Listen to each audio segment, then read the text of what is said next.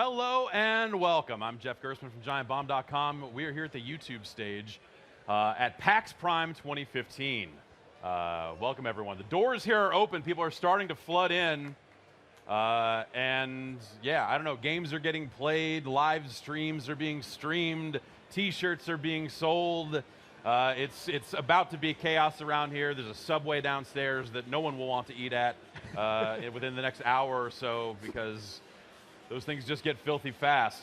I am joined by Greg Kasavin from Supergiant Games. How you doing? Doing well. How are you? Great. I'm doing well. I'm doing really well. Rich Gallant from Disruptor Beam. Hello. Hey, hi. What's up? Not much. I'm on East Coast time, so I have East Coast energy for this morning. Man, no. Yeah. There's no such thing as a West Coast energy. It's more of a, all right. Yeah, we can do this. Just look at Brad Shoemaker down at the end. He's to like sponge some of his energy out. Have it, Let me yeah. absorb it. yeah. Good morning. Brad and I had kind of a late night last Yeah. night. We had an event up the street at this weird comedy club that the company rented out, and got up in front of people, played a bunch of Rock Band 4, did a bunch of stuff. It was a good time. But yeah, I don't know. PAX just gets bigger and weirder every time. I know, Greg, you guys have a booth here this year. Yeah. Just, Down at that end? Yeah, just down at that end, showing off Bastion and Transistor. Yep. And a lot of T-shirts and Yeah, like yeah, that. that's right. No, we've been coming here ever since 2010. Yeah, when we were a tiny little PAX 10 Right. little stand and just kind of trying new stuff with our booth every time. But yeah, So what percentage of questions would you say you get from people walking up saying like, so what are you working on next? it's pretty high. Yeah. Yeah, it's pretty common. I mean, we appreciate it, right? It's like it's always coming from a place of people, interested in the stuff that we're working on. But Yeah. yeah, we've always been pretty mum about the stuff we're doing until we're ready to show it. There are a lot of developers that do really well with like, from the moment they have an idea, they're putting it out there and live streaming it and so on. But our thing is more, we like to kind of fail in silence for a while and Sure. just throw ideas at the wall and see what sticks, and appreciate that kind of quiet time until we blow it open, I guess. So would you say that you have a firm handle on what's? I'm not going to say like, hey, Yeah. talk about the game. What are you working on next? Yeah. Have I don't know that I've ever had a firm handle on anything at any point. No, I mean stuff always takes us a while. I don't think our games come off as like super experimental or crazy or anything like that, but they do happen in a pretty kind of organic way. We never start with like, here's the game design document and let's build these features one after Right. another. It really is much more like throwing ideas at a wall. And I think if like random people heard those ideas, they might think some of them are cool, but we tend to throw a lot of that stuff out early Right. on, and we just don't want to get tied down to stuff that we might have to change for whatever Yeah, reason. if you get out there and talk about like, hey, this thing's, people think something's cool, and then you drop it, then they're disappointed. Like, Yeah. expectation. I- Right. Exactly. It's better just to once we do finally have a sense of what we're doing, and then put it out there and let people judge it, and so on. Go from there. I mean, it worked for us with Bastion. It worked for us for Transistor. So I think yeah, whatever we come up with next, I think we'll want to approach it similarly in that regard. But yeah, thankfully for us, our last game did well enough for us to stick together as a team and keep going. That's kind of all we want to be able Yeah. to do over the long haul. Awesome, So. awesome. Rich, you're out here doing improv? Yeah, man. What? So we're a Boston-based studio, and we're also a small studio, Disruptor Beam. So when we go big on a show, PAX East is our show. But we know a lot of our fans are here. We know a lot of our future players are here. So we're trying to get a little inventive on how to get in front of people. So through our friends at Cards Against Humanity, we are teaming up with a Chicago-based improv group called Improvised Star Trek, and we're doing a stage show tonight. Yeah. Hopefully the East Coast energy carries me through to that point because they've asked me to be on stage too. Yeah, no, that's when the West Coast wins out and overtakes you, is the later it gets. We'll find out. I watched you leave last night while I was there for 2 more hours, so I know how this All right. So what we've done is, so for our game Star Trek Timelines, our narrator is John Delancey, Q. Q. My buddy JDL. Yeah. You know. Of Star Trek board fame. Exactly. Yeah. So he's our narrator. So for this improvised Star Trek team, which has a regular podcast, they're all trained like Second City or something. I forget which one it is. I think it's Second City because they're in Chicago. They're a crew with a podcast and set characters. So in our game, Q shows up. He's like, hey, a big anomaly's happened. All the timelines are mixed up. All the characters from every Star Trek ever are here. So what I did is I worked with, we wrote some lines for Q to say just for this show, where he's basically vetting the crew of the Improvised Star Trek podcast to see if they can help him with the events of the game. So we have, on the screen, we'll have gameplay footage. It looks great. We'll have Q's in-game art. We'll have the dialogue and everything. So it'll feel kind of like a live-action playing of the game, but will likely go poorly because the crew will be found lacking ultimately. Okay. Spoiler alert. Oh, man. Sorry. Improv shows aren't supposed to have ends, are they? I mean, this, like, yeah. Okay. Yeah, yes, and. Yes, and yeah. I'm very excited to hear more about it later on. Yes. Brad Shoemaker. Yes. Hello. You're here in Seattle with us. I am. How much on a scale of 1 to 5 would Uh-huh. you rather be in a hole somewhere playing Metal Gear? Let's say a 4 Yeah. right now. Yeah. Yeah. That's definitely. It's one of those weird timing things. Yes. That, like, I mean, like this weekend. I mean, like, it's the weekend after Madden comes out, so that's Yeah. when like games start shipping again. Yes, All of a video sudden. games. Two fairly major games out next Tuesday. Yeah. So it's like what? Like Infinity comes out today or wow. Sunday, Yeah. and then Metal Gear and Mad Max are on Tuesday, and like it happened just like clockwork. That weird thing that always used to happen of like if you are in the business of reviewing games. I don't know what that is. Yeah. No, it's For me, it's that every Thursday. yeah, right. Right. That's What's every on the Thursday. app? What's featured on the App Store today? Yeah. Yeah. So what is the App Store? What, like when you think about like shipping a game on Apple devices, and I assume Android at some point. Yep. Like And desktop. and desktop. Okay. So all over the place. Making it with Unity, you can do anything. That's right. You just push the buttons and it just spits out it's everywhere. magical. Right? There's no other work beyond that. You're making me want to get into making games. You Like, should. this Actually, is- Unity's pretty fun.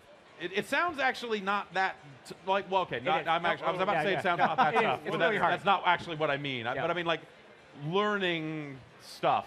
Like it seems like the tool sets have just gotten easier and easier and easier. Greg, when you got out of the games press, Yeah. you went to EA. Yep. And that was like definitely like that was the midpoint of like the Unreal Engine generation. Like Yeah, everyone yeah, was yeah. using those tools. and- Bioshock and yeah.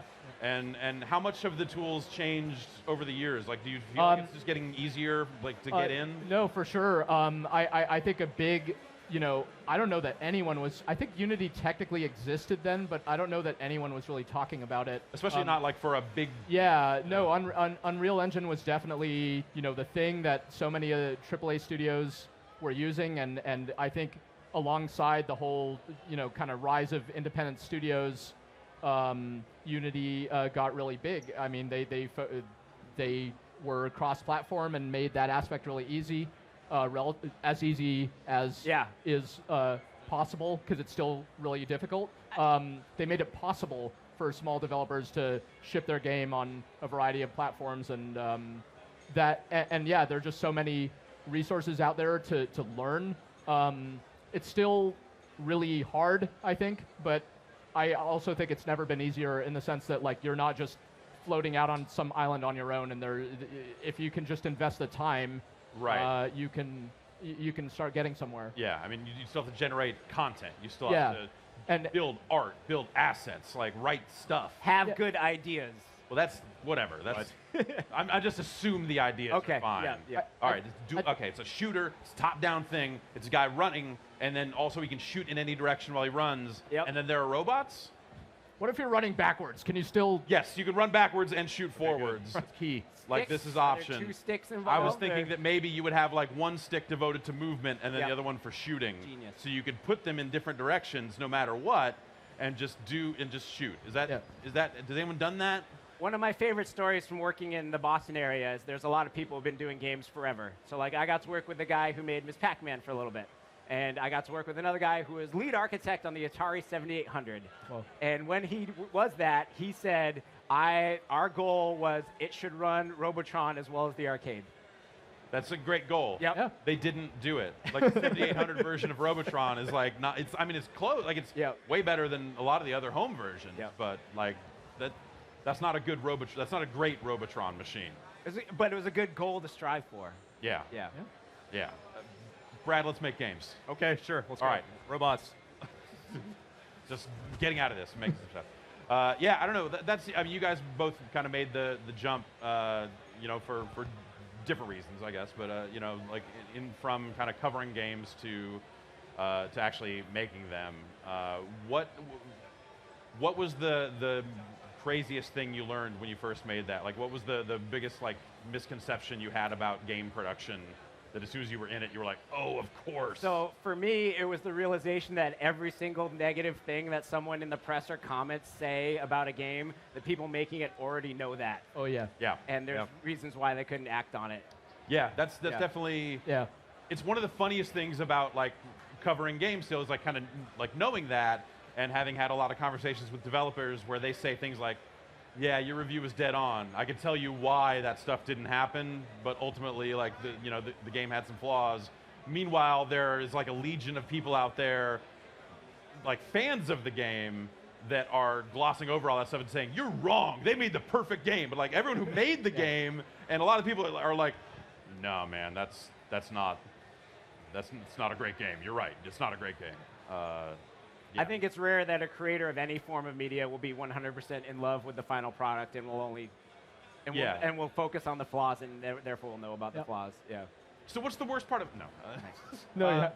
But Greg, David. Yeah, I certainly share that. I think for sure, I totally agree. Developers know what they're putting out there, and they kind of cross their fingers and hope people like the good stuff more than they notice the bad stuff or whatever. But for the most part, when the bad stuff is brought up, the marketing director is pulling his hair. What are you doing? Going crazy. But the guys who were kind of on the front lines of it, they're like, yeah. Does it ever get to you guys that the first assumption on the part of the audience is always like you're incompetent? It's like, oh, how can they do this? They're idiots or they're crazy. I've definitely met some folks for whom that's like really infuriating. I have more of a like kind of a Zen philosophy toward it myself. It's like, yeah, dude. I mean, you can't like. No one cares how hard you worked. They don't.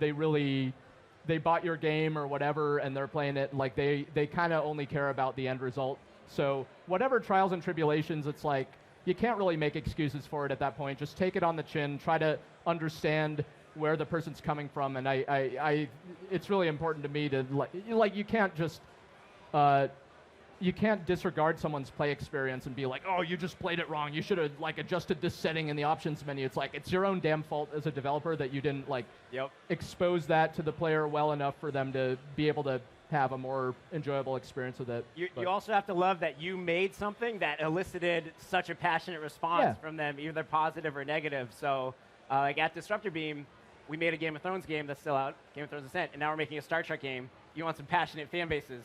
Yeah.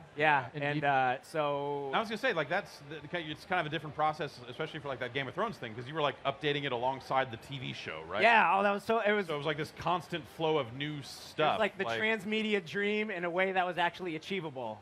So like when you hear about a movie game not working well, it's because we needed all this lead time to make the giant 3D world of the movie. Yeah. For Game of Thrones Ascent being more of a strategy RPG, like we're making 2D flat art and text. The art looks great. But making 2D flat art and text, you only need a couple weeks lead time to get ahead of something. So for Game of Thrones Ascent, we get to send our writing team down to the HBO offices in New York, and they get to watch all the episodes, like sometimes only a couple weeks before they come out, but generally there's a ton of lead time. We write a few dozen quests a week and kick it out. So you can play the game on Sunday. You can watch the show on Sunday, play it on Monday, and it's not like that dream that we all want for our kids now where it's like, well, I'm just jumping into this 3D world and I'm living the show I just watched. But it's pretty close, and it's a lot of fun working with like HBO and CBS. Your boss, right? No, yeah, that's just in disclosure, I guess. Kind of weird that different angles of the. Yeah, you basically you can't get away. You got away before GameSpot became CBS, but then still now you end My up. parents eat at CBS Scene once a week, and my cousin was in a pilot for CBS. I love CBS. We all love CBS. Actually, it's been really cool working. So like, it's fun seeing the difference between HBO working with them on video games where it's fairly new to them, and working with CBS on Star Trek, where how many dozens of Star Trek games made. Like, there's this awesome machine, and all they want to do is help you succeed. And they're like they got us John Delancey, or they got it like for our game right now, like we're going through these awesome headships. You'd appreciate this, Brad, as a Star Trek fan. We're like, we can watch any show of Star Trek, and we can look at any voice clip and say, like, we want Worf saying, "It's a good day to die," this time code from this episode. And they have to give it to you. They don't. Oh, I don't know if they have to, but they do. So it's like we're getting this amazing voice cast for our Star Trek game, thanks to CBS. The Sound Lab will get it for you, and it's like they strip out all the sound effects, all the music. It's just like just get it clean. Yeah. That feels like kid in a candy store kind of stuff. It's like I want this and this and this. Yep. It seems like a really good way to make ringtones too. Yes. Just like if you get You guys want to get in the ringtone audio. business? Yeah, I know some guys at CBS.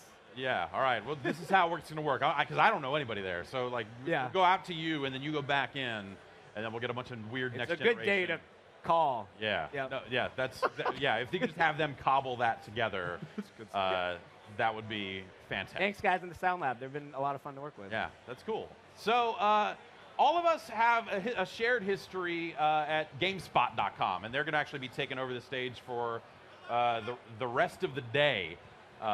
Once we're done here at the around the top of the hour, Danny O'Dwyer will come in and talk about stuff. But man, you guys, that site is damn near 20 years old. Wow. 1996. Yeah, 96. Will they invite the staff to the party? No, I am the last person who remembers that it is damn near 20 years old. Okay. So I'm just remembering the 10-year party. It looked like the people who got to go to that had a good time.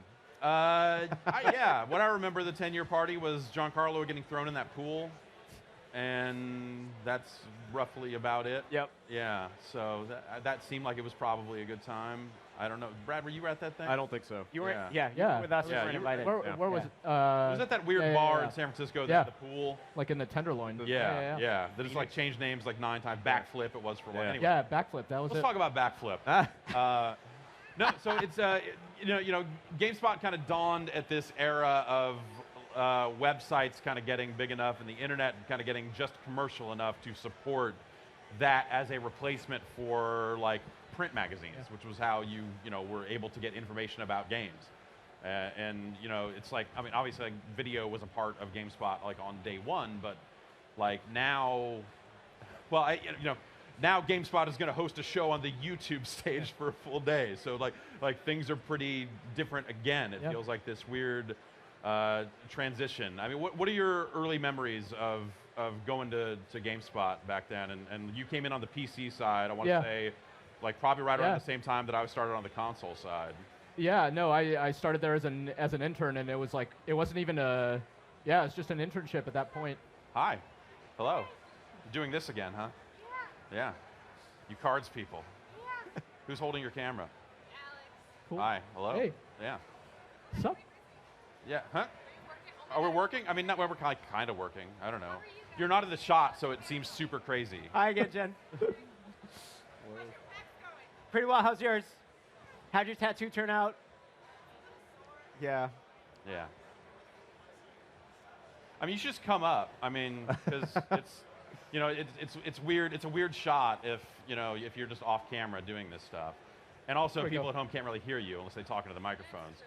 So we were talking to Greg about the early days about GameSpot. How that was 20 years ago. What were you guys doing 20 years ago?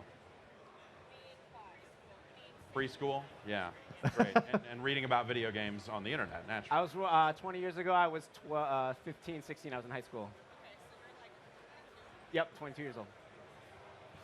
So you came in as an intern on the PC side of things, and worked out in the front of that travel office. Like, what? I have gifts for you. How did that end up? Like? How do you think their interview was going? Really well. How'd that go? I'm excited to hear what Greg says. I mean, it was one of those things where like I bet both you and I, it's like we couldn't have imagined being there for as long as we did. Yeah. I mean, I just like remember my parents saying like, oh, that's in their funny Russian accents. It's like, well, it's fine that you have something resembling a job now and you're doing something with all the video games you're playing, but like, what are you going to do in another 3 or 5 years or whatever? And it's like, I think I might just still be doing this. You know? So it wasn't, it certainly wasn't like a career path or whatever at the time, but it just kind of kept growing. We try to grow along with it, but for sure, I mean, GameSpot, I was very like dazzled just going in there for the first time because I was doing my little gaming website stuff on the side, but GameSpot just felt like legit from the start as far as like the ambition of it, you know, the resources behind it and so on, and what it was trying to accomplish. So it was cool to see that. It seemed like a very kind of progressive idea in 1996. So yeah, that's it was at the time. It was kind of like my weird way of like not going to college. Like I had a magazine job for almost a year that kind of, you know, I had done some video game stuff at a magazine, and the print magazine folded, and that left me a little bit bitter at 19, which was like a good, you know, jaded at 19. Yep. Like, perfect for the video game business. And then, yeah, there was this thing of like, well, I guess I could just like go to school and figure out what I'm actually going to do with my life. And then how's that going? Yeah, it's still figuring it out. One of these days, I'll probably have to go to school. You only need like 12 more credits to graduate. Yeah, exactly. I'm getting there. If I could like turn this into some like video production credit or something like that. That worked in high school. And it just kind of ended up happening that way.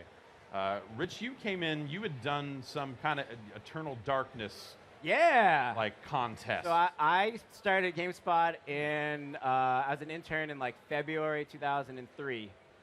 I think 2003 sounds right. Yeah. Yep. Where I had just been a QA tester in LA for THQ, where I'd used this money made from the Eternal Darkness Films competition, a Nintendo contest where basically you got to write a film treatment, and if they picked your film treatment, they gave you $2,000 to make the movie. And mine was perfect. That's all you need. Exactly. So mine took place in the video store I worked at. So I did it with my friends. So I spent like $10 making the movie, and then I used the other 1990 to move to LA to chase the film dream, where I knew nobody, and the only job I could find was testing games at THQ, which was literally the worst job I've ever had, worse than being a dishwasher. I learned a lot, which is great. So now when I work with QA, I know how they shouldn't be treated. Yeah. Basically, the way I was treated and my coworkers. But so I get up to San Francisco, and using my college's alumni network, the Middlebury Alumni Network, I met Susie Ryder, who at one point left GameSpot to be the chief marketing officer of YouTube, which is, again, connection. Yeah, no, there's no escape. Yep. There's truly no escape.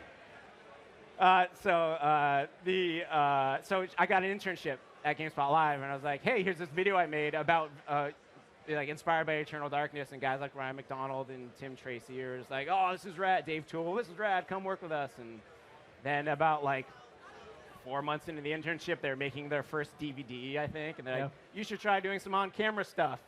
And I remember them like, my first memory of being on camera was like Dave and Ryan being super obsessed with the fact that my shirt was wrinkled, and they kept making me tuck it in tighter and tighter to pull the wrinkles out. And it's in like the old CNET TV studio up on the top floor of the CNET building, where it's like this super abandoned TV studio because the internet bubble had burst, and like they no longer had someone on salary just to run the teleprompter.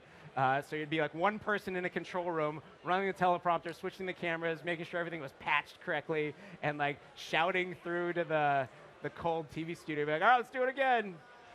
Yeah. Yeah, it was fun. I mean, with that video team, we had to hustle so much, and now it's turned into like a different hustle where for us it was like just so much hustle just to get something made, and now watching the crowd doing it on YouTube now, it's like you just know like how much they're putting out, how much community interaction they have to do, how much like networking they have to do with game publishers, and they don't have this behemoth of CNET behind GameSpot helping them do that. They're like trying to do it by themselves, and and it looks exhausting. And people are like getting huge in the process. You know, there's definitely like that. We missed our moment. We're too soon. I always say like we were 6 years. a few years too early for this to work out. But they couldn't have done it without us doing it first. Sure. Okay. Yeah. Let's take absolutely. So you guys just get a cut of it, right? Absolutely. Yeah. All of everything. Well, I mean, actually, like, you know, I want to ask Brad about that stuff, but like Greg, in some weird way, you were among the first to like have long form video, like gameplay, like one of the first Let's Play style things when Oblivion came out. It was really fun. That was like you played it for 12 hours on the day of release, right? Through a fire alarm. Put it out live.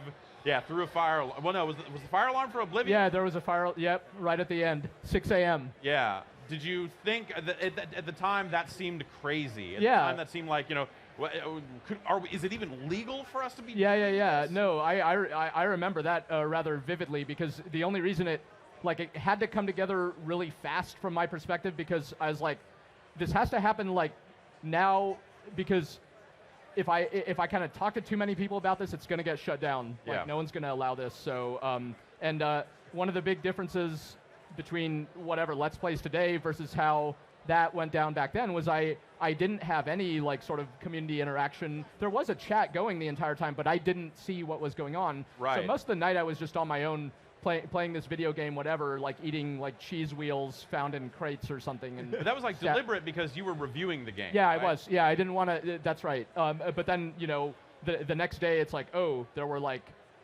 whatever 40, 50,000 people watching it like concurrent, and we're like, oh.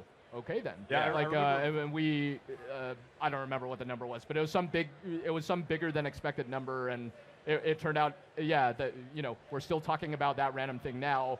I think that was like, of all the, whatever various junk I did, that one stood out for a long period of time, and it was super fun to do, and the form seemed compelling even then, and now obviously it's much easier to just do that sort of thing. And I mean, it's like built right into consoles. Yeah, built into consoles. Yeah. The hardware to do on a PC is easy. It's crazy.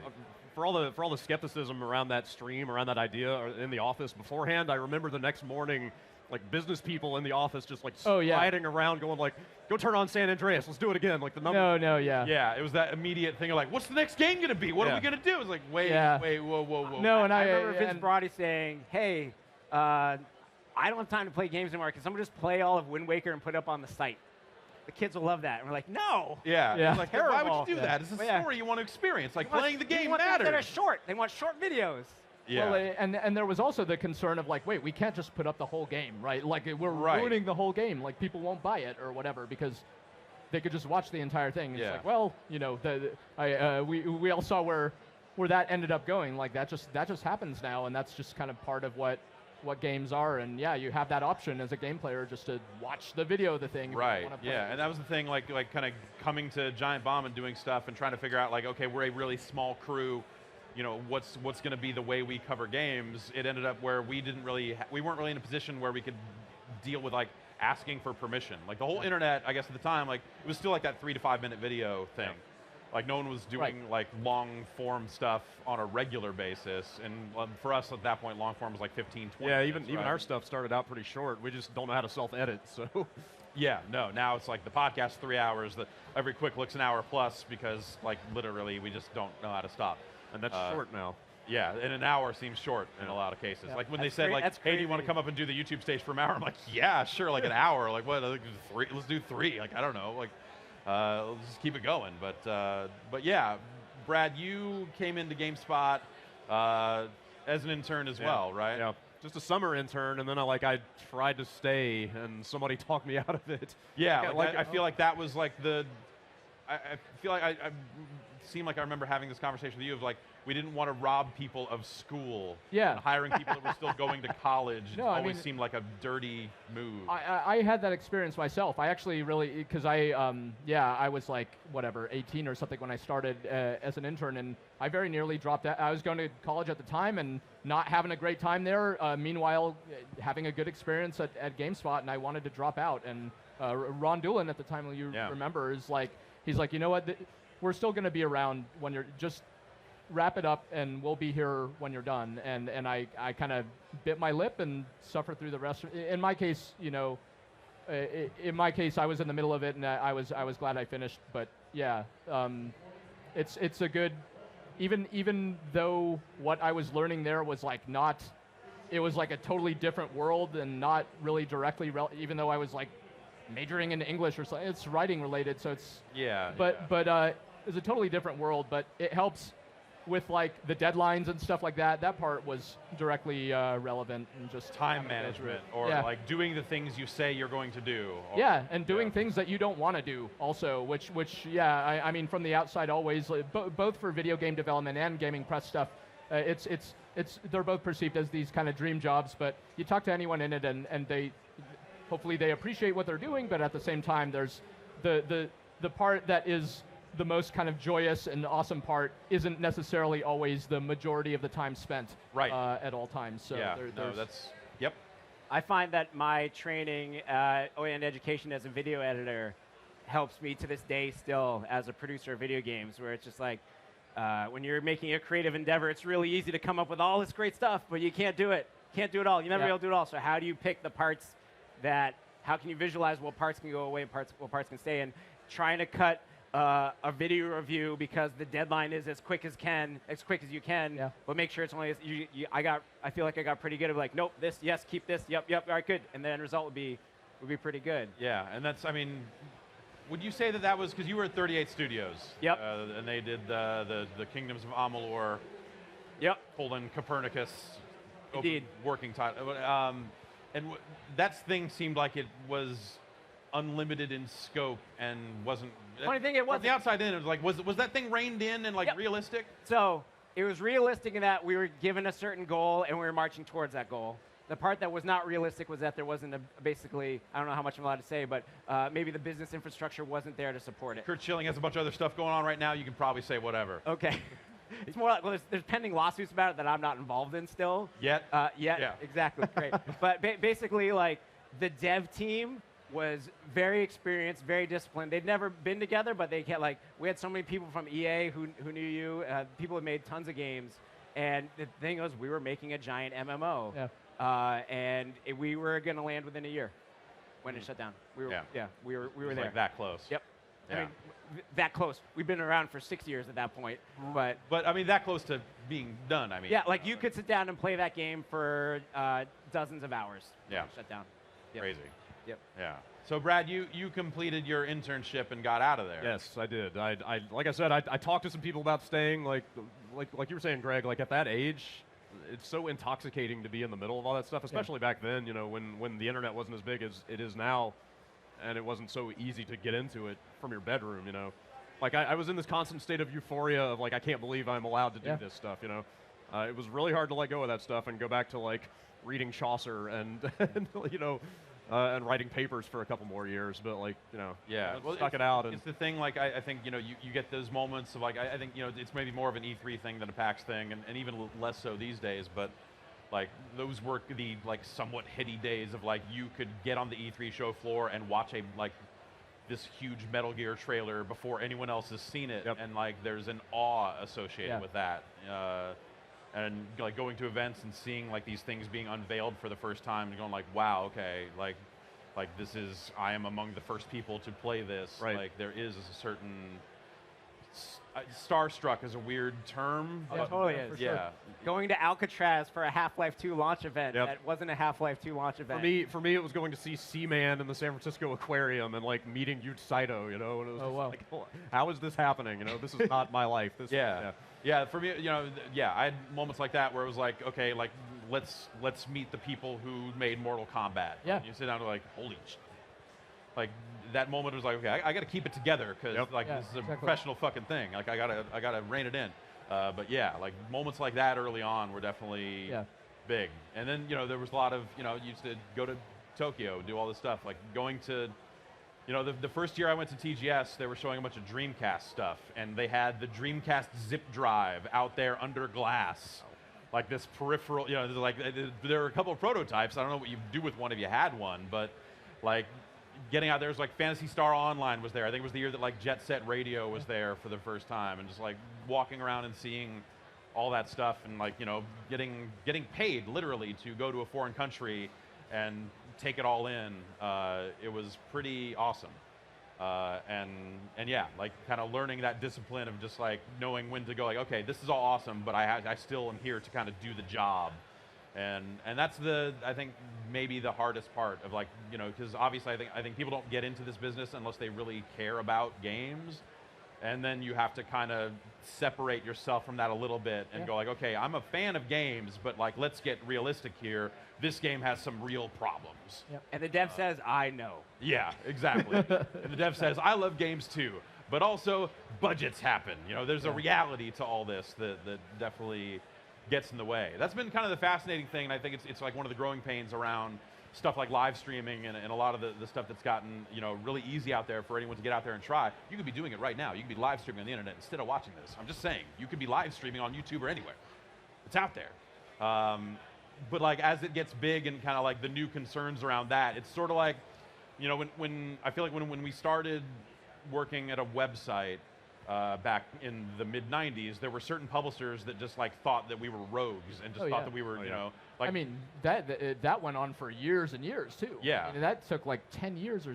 I mean, yeah, some of that was still happening by the time I left, like 10 years later. Yeah, I was like, Square didn't want to send us games at first because they were convinced that because we were on the internet, we were going to pirate them. Put them out there. Yeah, and there was a while there that they were like, you want to take screenshots of our game and put it on the internet? Like Lucas wanted to have copyright info on every single screenshot. Absolutely, no. There were lawsuits like threatened against us for posting our own screenshots. Absolutely. Yeah. Like I remember publishers who wouldn't give you video of their game unless you were a TV station, unless you were actually broadcasting. Yeah, it's like you'd go looking for B-roll and they'd be like, "Are you broadcast?" They're like, "No, we're the internet." And they'd go, "Get out of here." Yep. Right. I remember going CD with like 4 screenshots on it, kid. All they had were big beta tapes anyway. Yeah. So, you know. Brian Eckberg and I got to go to a Gretzky PSP event and interview Wayne Gretzky, but to save Gretzky's time, they put us at a round table with like someone from IGN and then like 4 like contest winners to meet Wayne Gretzky, and we got to like shoot some video. And I was talking to their PR guys after. I was like, "Yeah, that was fun. It was awesome to meet Wayne Gretzky as a hockey player. That was like a dream achieved."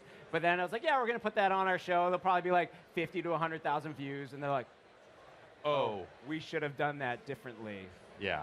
Yep, you should have. Yeah, I mean, like conveying the size of what even what we do now is actually still pretty difficult because, you know, it's like, and increasingly in a world with video, like the number of people coming to a website is like so not the thing.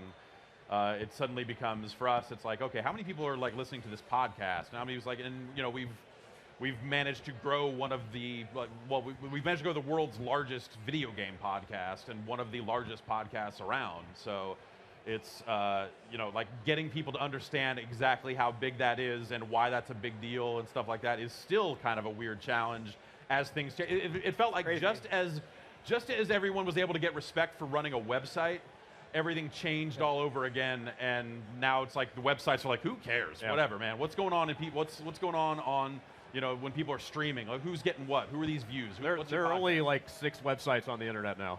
Yeah, exactly. Yeah, and they're all social media and sites like YouTube and stuff like that. Like the notion of like making people come to your website in 2015 seems increasingly ludicrous. Remember, we did the Hotspot. We were either the first or we were like the second video game podcast. Yeah, I guess so. And like, I remember like every other week you'd go to the App Store and there'd be like a giant Hotspot logo, and like that's neat. And now it's like we got how much? We got like 1 million listeners a week to that or something like that. Yeah, it was heady numbers that we knew our sales team and we knew nothing to do. We're just doing it again. Yeah. There's this abandoned radio station up on the 6th floor. We're gonna go use it. We still record in that abandoned radio station maybe not by the end of the year. I think we'll actually probably get a new studio to record that thing in. Does anyone stand for the recordings, or are you guys all sitting down? We sit down. Okay. No, actually, there was a while there that I was standing behind the console in honor of your podcast approach. I couldn't do that for 2 hours. No, and we go 3 most of the time. Yeah, how long was the podcast back then? It was an hour. Is that it? If it was an hour, I got pissed. I got upset, basically. I'd be like, all right. Yeah. Going to emails. There's definitely like, wrap it up, man. What are you doing? Yeah. Go to these voicemails. That phone number. Because I needed to go downstairs and cut out every single and poor sentence just because I was so like, now you're just like, yep, put it up. But I was like, no, this has to be perfect. And I got to know every single individual person in GameSpot's their waveform for So I didn't have to listen to it anymore. I could look at it like, that's an Yep. Yeah.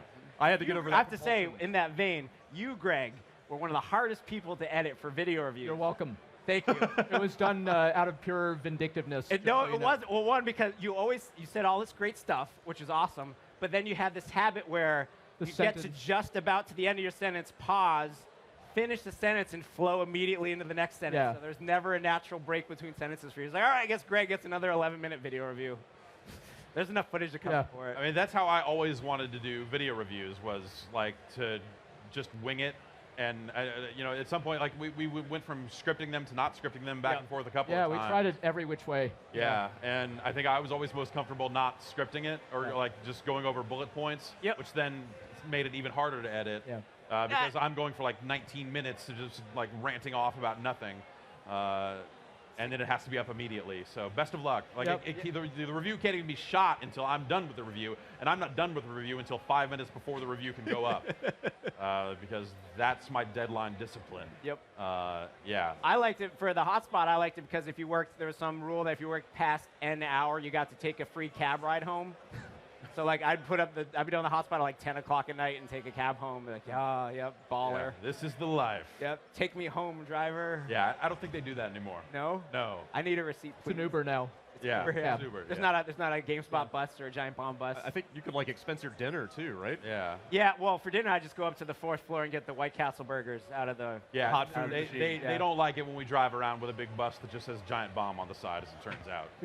I don't know why. Why It's some not? kind of weird thing about that. Try it at E3. Yeah, maybe we'll give it a shot in LA. Just drive around the convention center in a big bus. And we'll see. Yep. Maybe. Actually, at this PAX, we ended up taking over a comedy club around the corner, but there was a while there, and we're ramping up to this, and maybe next year it'll actually happen, where we want to do a boat party. We want to get a boat and then just get like our subscribers and users and fans and all this other stuff together. Ride the ducks. Yeah, no, like a proper boat okay. party, not like one of the weird amphibious, like duck boat things. Like really get out there on a boat. But the more I think about it, the more I realize. So we still haven't mastered the whole art of like we need to have enough food so that people don't have too much to drink and vice versa or whatever it is. So last night, if we had the boat party last night with the way things went down, someone probably would have gone to the water. Iron Galaxy's Dave Lang probably would have gone to the water at some point. Or put someone in the water. Yeah. Or both. Yeah. So, you know. How does it feel as a site basically lifting up certain members of the games development community? Like, Dave Lang's cool now, kind of, or like. Yeah, cool. Yeah. No, it's, you know, that was kind of one of the things we originally wanted to do with the site was, you know, have more conversations about the development of games with people that are actually out there doing it in the trenches and really kind of doing the real work.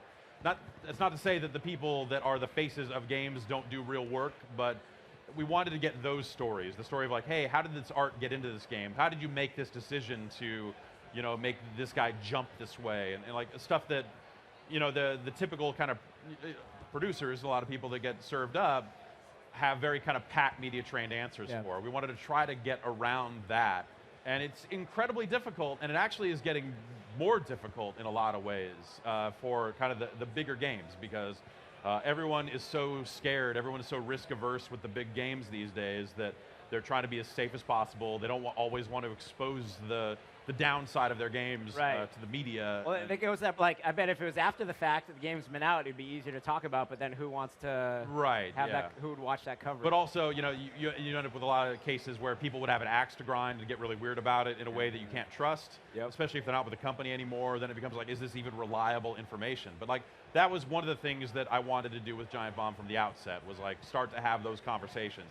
It turns out those conversations are really hard to have, so you eventually start seeking out people that you know are not necessarily filtered because they happen to own their thing, or it's an independent developer. It's like, you know, people talk about like, oh, independent developers get so much coverage and all this other stuff. Like, is it balanced and all this other stuff? But like at the end of the day, the independent developer is just freer to speak, whether it's on their own. I mean, increasingly on their own. Like, you know, you talk about like the role of the media changing and all this other stuff. Like, in addition to more and more people streaming and kind of getting into that, you know, like there are people out there probably streaming Metal Gear, whereas like anyone in like legitimate media like is signing stuff to even get their copy of the game that says you will not stream it. They've all got their PSN profiles set to private until Tuesday because they have to. Right, yeah. You know, you end up in situations like that. But, you know, so meanwhile you see increasingly a lot of developers are, instead of like going and telling their stories to the media, they're also telling their stories directly. And that's been like really exciting to see, though also really weird because sometimes I just see our blueprint out there and a developer doing it, I go, damn it, they're putting us out of business. But you know, it's exciting to see more and more of that stuff getting out there, whether like we're involved in it or not. So, but independent developers are always going to be a little more free to speak about that sort of stuff, right? There's also more interesting independent video games to talk about compared to the big games. Yeah, you're right. That's there's, I mean, obviously a giant amount of people who make video games are now making mobile games, which doesn't seem to necessarily be the content that your audience is 100% receptive of. No, I mean, it's getting better, but there's still like a rage associated with coverage of games on phones from certain segments of the audience, for sure. Yeah, and then therefore like the THQs of the world don't exist so much anymore. So therefore, you guys like it's fun seeing you guys cover Dota. There are games that live longer now, and communities are stronger, and you guys cover that. Games that are lifestyles for a lot of people. Yeah. You know? Like, there are a lot of people that only play Dota or only play like one game all the time every day. You know? Yeah, and that's another huge change. And I think we saw that happening, kind of in the latter days of like our run at GameSpot, where you started to see more and more people getting into specific MMOs. And it became like, how do you address these games that are always changing?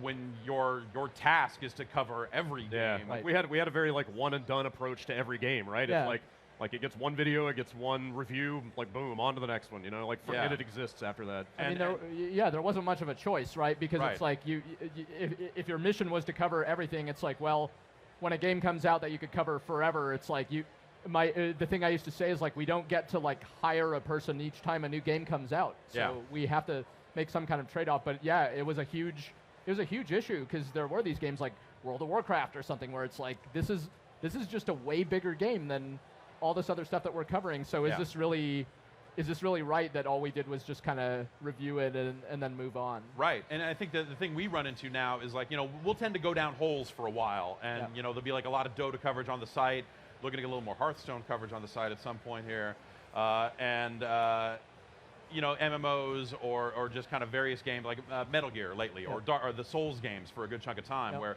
the thing we run into now is like, we'll kind of get down these holes and really dig into a game or a franchise for a while, and then you run into the problem of like, because we're kind of a small crew, if you're not into that one thing, like we're not doing anything for you at the time, So it's like that balance of like, how do we keep mixing it up for people while also kind of being able to dig into the things that we really think are worth digging into.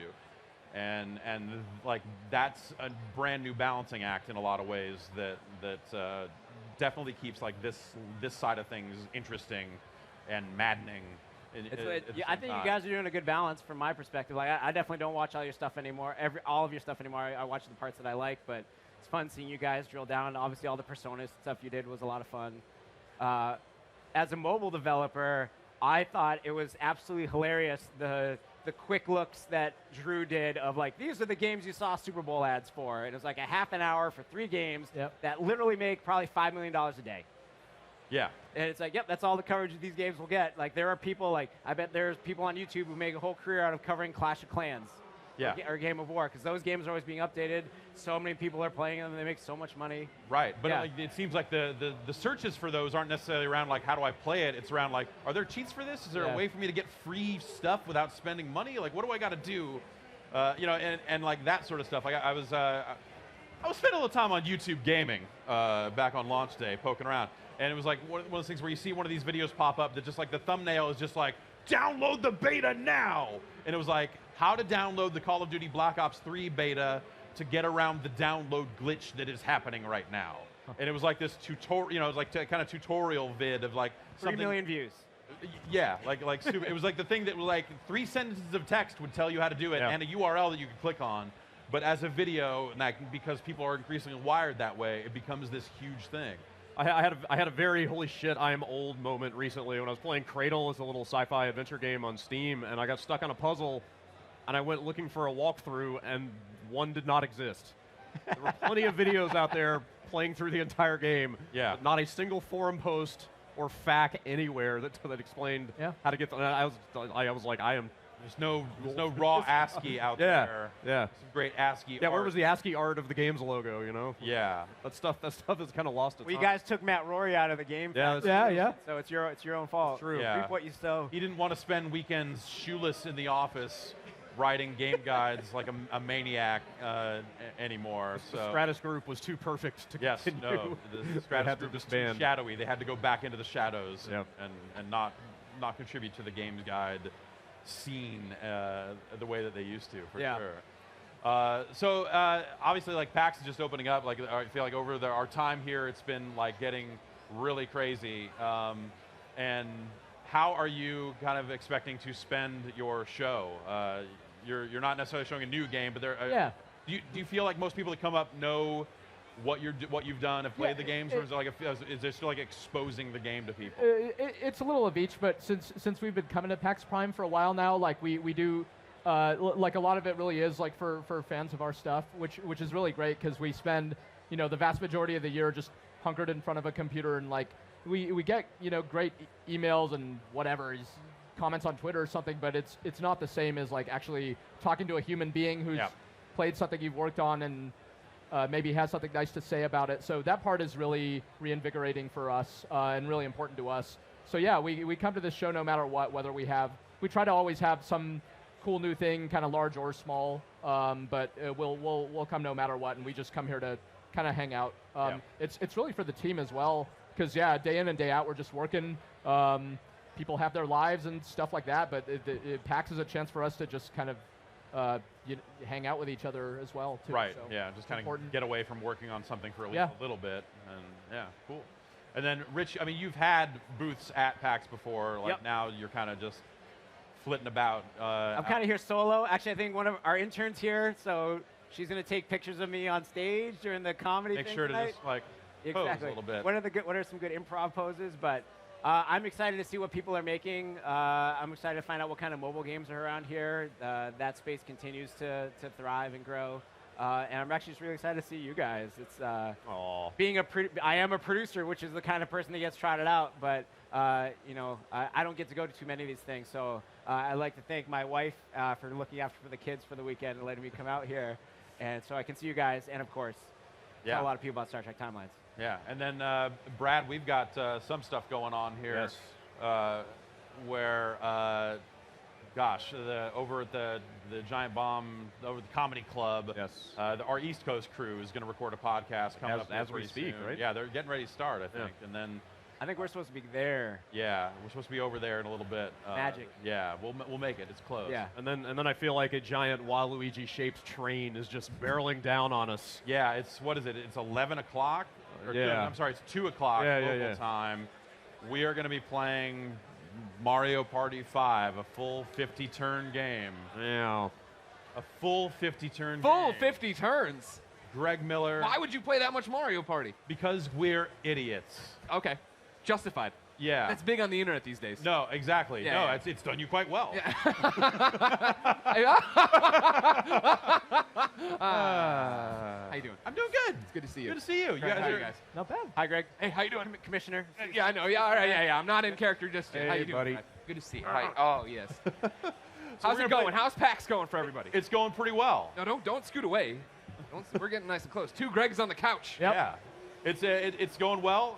We're just, and then Saturday night we're doing our panel, which is not being streamed. You got to be here for that one. Yeah. And you should be. Yeah, you probably should be. And right. And then Sunday morning, PAX Wrestling. PAX Wrestling, my client, Dr. Tracksuit. I saw he was talking there. some trash about the commissioner and boys. Dr. Tracksuit can't, he's kind of all over the place. I represent him, but Sure. I don't necessarily agree You with don't him speak anymore. for him. I can't. I I understand can't 100%. speak for him I understand anymore. 100%, I just try to bail him out if he gets into any real trouble. Yeah. I'm hearing big things about the Indie Love Coalition. As their manager, I might be biased, but Do you have any more awards to bring to the show? I have the same award to bring. Oh, the same award. Yeah, Oh, I have the excellent, head. Excellent. I was going to put it on a ring, but I didn't find glue in time. Right. Yeah. I'm currently, if anybody is from the Seattle area, anybody out here from Seattle area, sir, I need a neck brace. If you could help me find a neck brace. I'm thinking Walgreens might. Yeah. That might be a good. I want to say I bought a neck brace at a Walgreens. Right? once It seems before, like something for they just exactly have. the same reason that you need a neck brace. You got hit with a guitar too Yeah, in a fake totally, wrestling tournament? yeah. Wow, all right. Yeah. Weird. It's pretty routine at this point. Yeah. This is video games. It's a weird life we have. Do you remember when you used to work at a regular old.com and just go and see games and write about them? And then We used to write words about video games. Right, exactly, And, exactly. like now it's like that's actually kind of the hardest thing in a weird way now because it's just so. I need a headline. And then you put a typo in it. No, Right, yeah. It's just one of those things. It's so much easier and more like fulfilling, I guess, in a weird way, to do stuff like this. Yeah. Or a podcast or something Sure. like that. Like it's easier to kind of get the feeling across. Right. Well, now because your enthusiasm or lack thereof speaks to the person through the screen, right? Right. Yeah. And I mean, you're doing a completely crazier, different thing where you're out there in your house with a crew, all traveling the world, right? Hanging out with Jeff Keighley. Oh yes, me and Jeff, we go way back now. Yeah. Balling out of control. That's what they say. That's pretty much. That's how you know you've made it when you ball out of control with Jeff Keighley. Yeah. Yeah. That's 100% how it goes. Right. Exactly. So you were down in LA recently. Yep. Doing some Metal Gear stuff. Yeah. Is that stuff available yet? Or Yeah. If you go to youtube.com/kindafunnygames, you can see each one of our Let's Plays as they go live. Yeah. And that was the interesting thing about it is like, usually what happens for us is that we play the games now at launch, right, or whatever, right before. Yeah. And then do a review discussion like a week or two later, where it's a bunch of us who have played. But I went down for a week, played all of Metal Gear Solid 5, came back, and I was the only one who had played it. So I sat down in the room and talked right to the camera for 34 minutes about why I thought Metal Gear was great.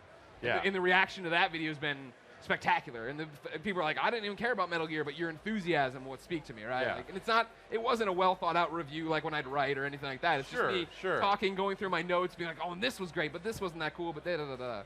Yeah, it's weird. So we ended up turning down that event because it ended up just seeming like editorially really strange.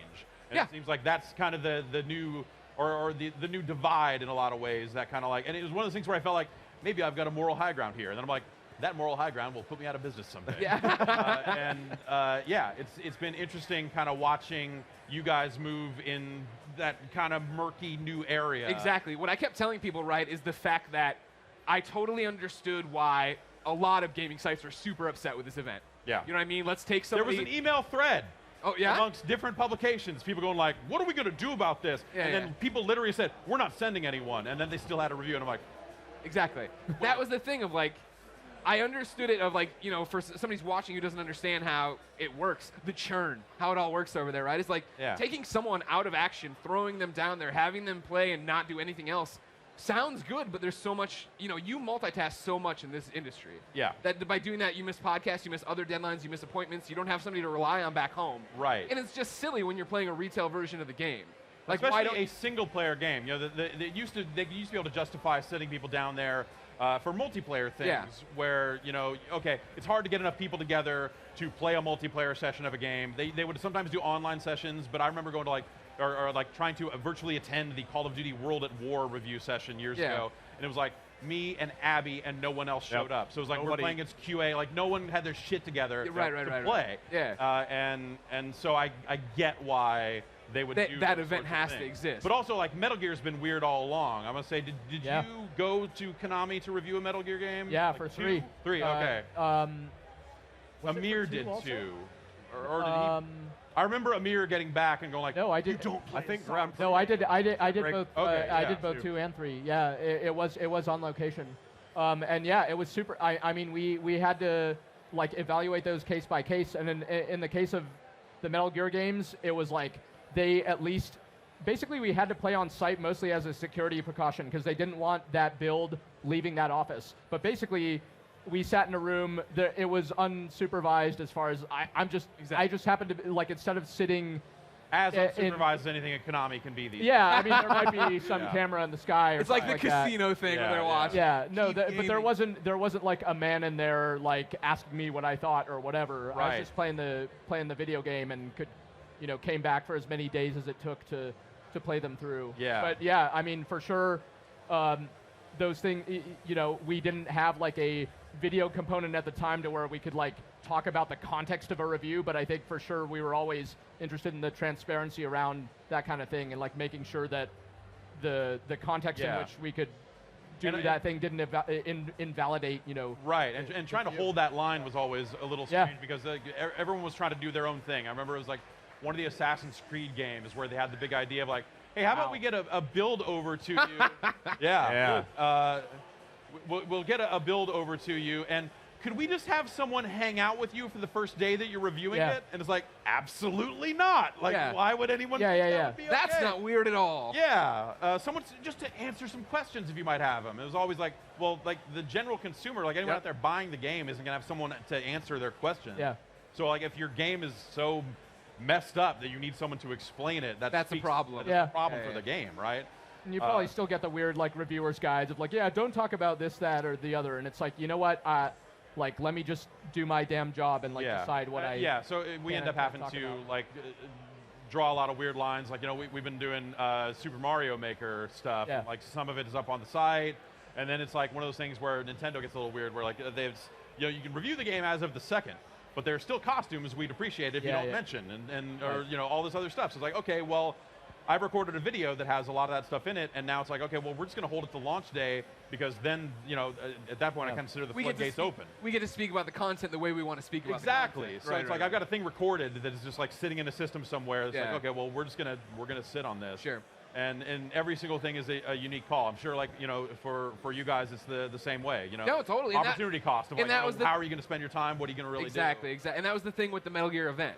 Of like, I got it and I read the email and I talked to the guys and I was like, if I was still working at IGN, I would be furious about this event. That I have to go for a week, that I couldn't capture footage, da-da-da. But for us and for me, it was like, well, I get to go for a week, I get to capture footage, which is different, and on top of that, I get to play it. Because if I wasn't doing this now, when would I play the game? You know what I mean? Like, for me, it was, I was calling it like Metal Gear Vacation. I got to shut down for a week and play one of my most anticipated games, right? Yeah. So that was great for me. But like every other person who was upset about it, I was like, I totally understand why. I'm just in a unique situation. Like, I just yell at people in my spare bedroom. Like, this is nice to get away and be able to play this game the way it's supposed to be played. And I think that's maybe the things that's changed like most dramatically since, you know, you guys were in, is like, you know, it's like Brad and I constantly making these calls of like, okay, like realistically, like how much time are we going to spend on any individual thing, like these super long games? Is it worth it for us to review it at all? Like, what's the return on that? Like, there's the number of different things that go into it is way crazier now. You guys have any, like, not to get too deep in it, but do you have like any tools to help you make those decisions, or is it still all gut? No, none of the no tools. Analytics. It's all gut.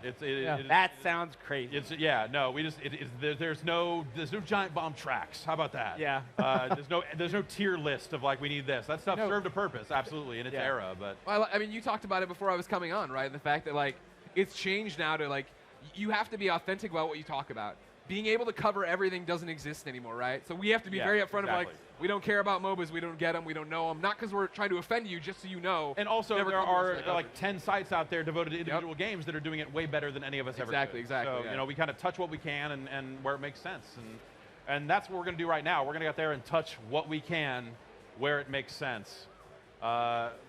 Brad, Rich, Greg, thanks for coming. Greg, thanks for crashing here at the end. No problem. It's Sorry. great to see you. I'm leading into the next event, I think. You are. You're Stick around, everybody. Do some Greg stuff. Miller Stick around for some Greg Miller. Yeah. We will be back. Head over to giantbomb.com. We'll be there covering other stuff from PAX. We got some more live streams happening all over.